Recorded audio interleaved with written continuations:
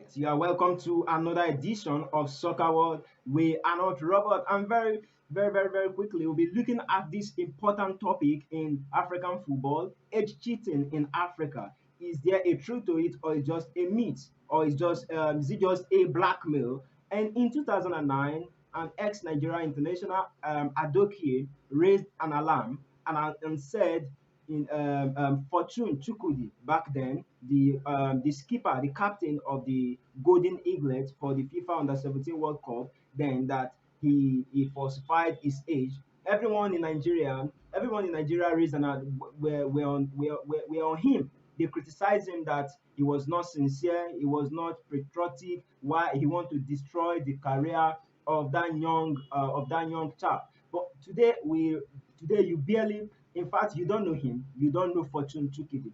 Because if you know him, I mean, if he's still around, he should be popular based on his performances in the under 17 World Cup back then.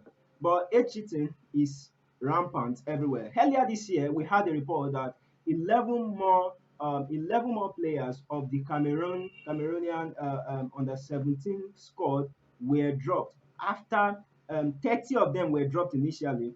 The FECAFOOT president, Samuel Eto'o, ordered them to have another MRI scan, that is a magnetic resonance imaging scan for another round of MRI scan, and 11 more players were disqualified. I mean, we have this news. Now, age cheating is not peculiar to African football. When it's not even peculiar to just a continent. We have it in South America, we have it in Asia, even maybe sometimes we have it in Europe. But when you talk about this particular menace, it is very rooted in African football. And over the course of this series, it will be 2 or 3 part series where we'll try to uncover every details what we've known so far about age cheating. Why do people participate in age cheating in African football? What is the way forward? And who are the people that benefit from this age cheating? Those are the question we'll be answering in the next few episodes of this topic: age cheating in African football. Is there a truth to it, or is it just a blackmail on Africans? Now, under 17 team are the most successful under 17 side in football. They have won 5 titles. They have won 5 titles. I mean, in Africa, I think we have Nigeria and Ghana. Those are the 2 most successful side in that under 17 World Cup in that age bracket.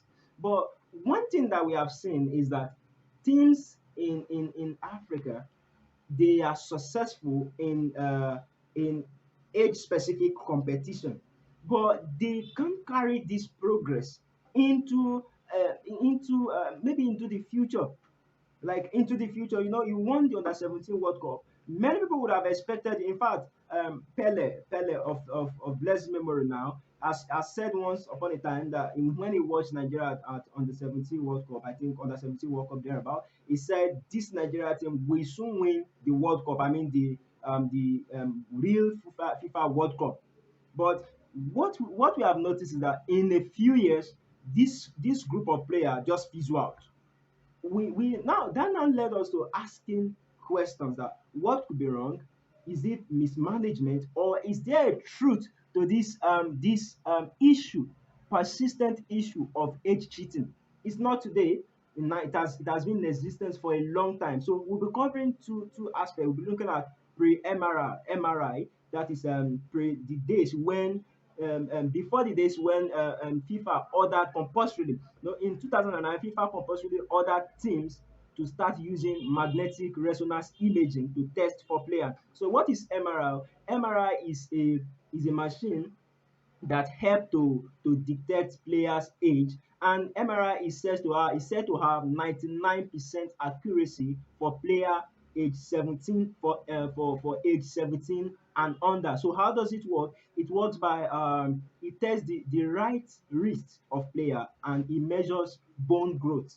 So when you use both the right wrist of a person and the growth of the bone, you now use that to determine the age, approximately the age of that person. So when FIFA ordered MRI scan to be done compulsorily starting from 2009, many nations, even Nigeria, the president of Nigeria Football Federation then protested. He said, no, we don't want this to be done. We would rather have parents to come here and come and testify about the age of the ages of their children or of their wards. But the then Nigerian minister for sport did not allow that. He said the world is going digital, and if FIFA wants players want us to use MRI scan for players, we are going to comply with that. He was not happy.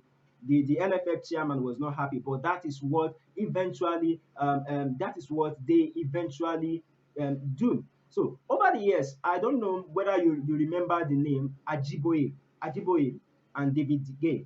David De Gea and Ajiboye. They were contemporary. They were both the same. They were both under 17 players at the same time.